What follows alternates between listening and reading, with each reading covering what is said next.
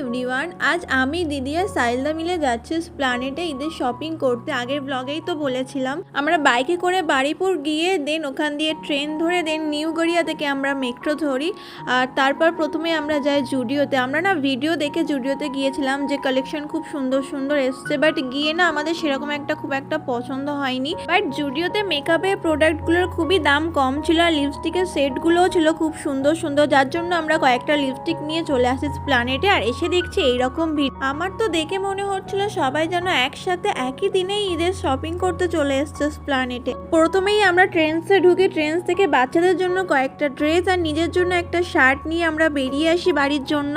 যেহেতু দিদি সাইলদা রোজা রেখেছিল, যার জন্য আমরা বারুইপুরে নেমে ইফতার করেছিলাম। আর সেই দিন না আমার কি হয়েছিল, মাথা থেকে পুরো ব্লগের কথা বেরিয়ে গিয়েছিল। কি নিয়েছি না নিয়েছি তার কোনো ক্লিপ নেওয়া হয়নি, তার জন্য আমি বাড়িতে এসে তোমাদেরকে দেখিয়ে দিলাম। তো ভিডিওটা এতটুকুই, টাটা।